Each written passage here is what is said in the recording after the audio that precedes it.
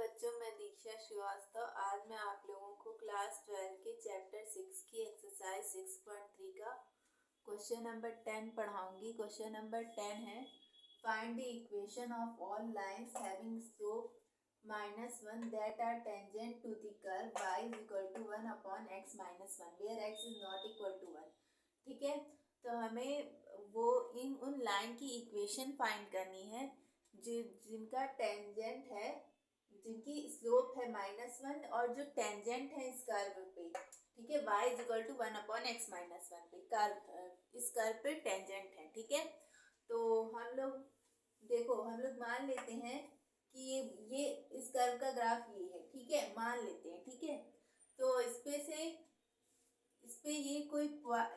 ये जो टेंजेंट जा रही है, इस पे कोई पॉइंट है Px1 y1। ठीक है, और इस टेंजेंट की जो स्लोप है -1, तो हमें उस लाइन की इक्वेशन फाइंड करनी है जो टेंजेंट है इस कर्व पे। मान लेते हैं ये वही लाइन है जिसकी टेंजेंट जो इस पे कर्व पे टेंजेंट है और जिसकी स्लोप क्या है -1 है। ठीक है, स्लोप -1 है और इस पॉइंट ऑफ ये P इसका क्या है, पॉइंट ऑफ कांटेक्ट है।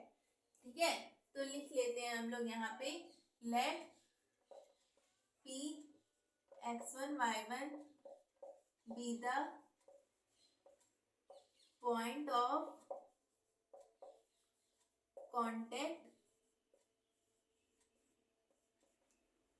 having slope -1 that are tangent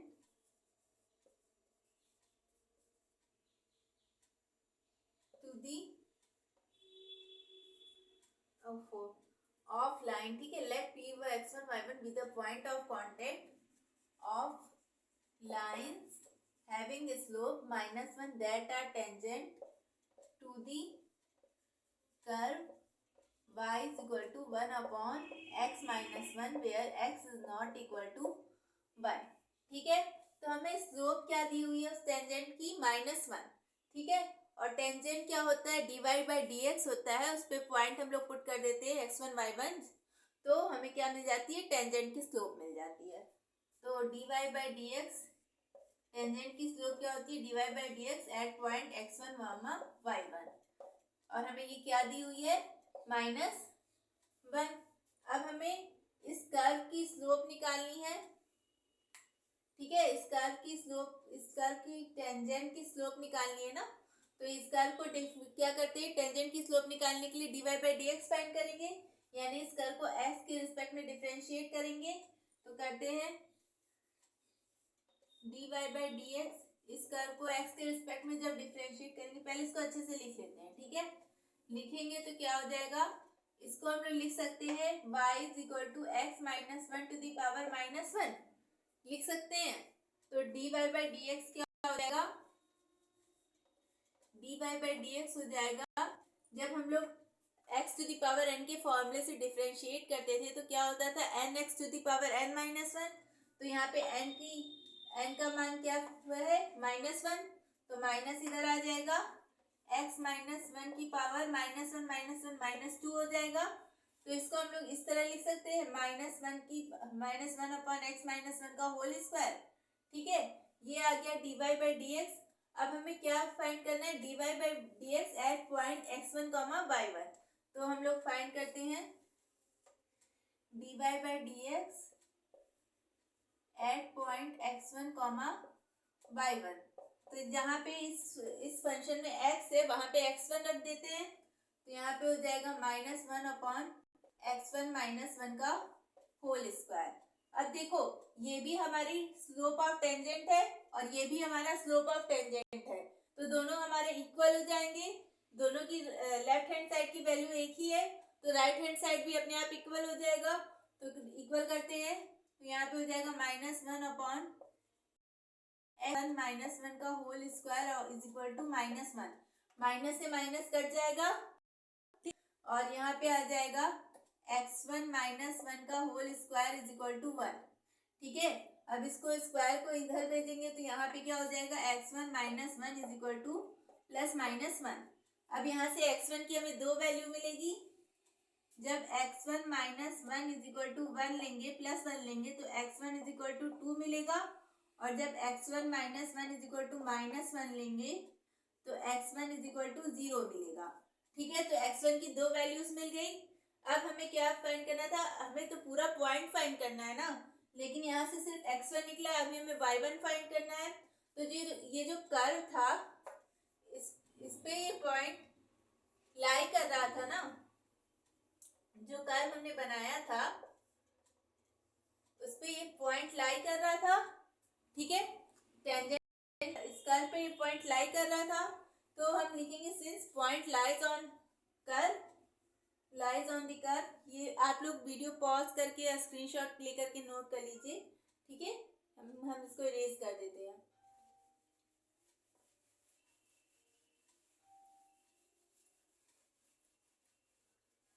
तो हम यहाँ पे लिखेंगे सिंस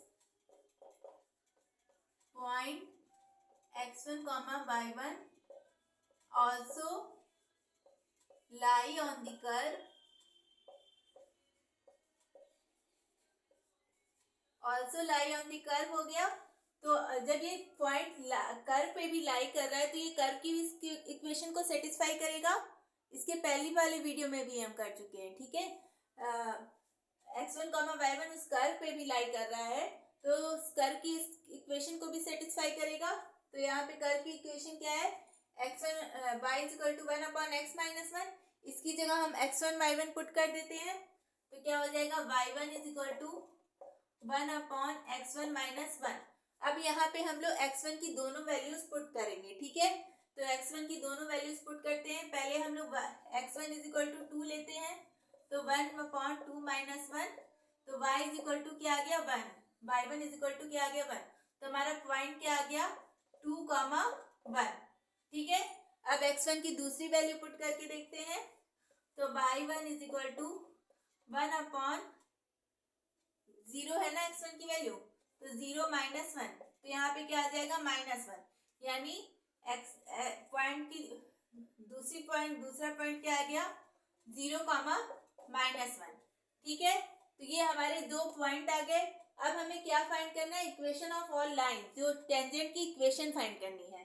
तो टेंजेंट की इक्वेशन कैसे निकलती है, टेंजेंट की इक्वेशन निकालने का फॉर्मूला क्या होता है, y minus y1 is equal to m x minus x1, जहाँ पे m क्या है, स्लोप है, और x1 y1 क्या है, ये पॉइंट है। ठीक है, अब हम इस इक्वेशन में ये दोनों पॉइंट रखेंगे और इक्वेशन ऑफ लाइन फाइंड करेंगे। ठीक है, तो ये आप लोग वीडियो पॉज करके या स्क्रीनशॉट लेकर के नोट कर लीजिए।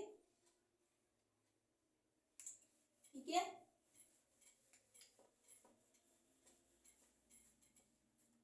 तो अब इन दोनों पॉइंट को इस इक्वेशन में रखते हैं।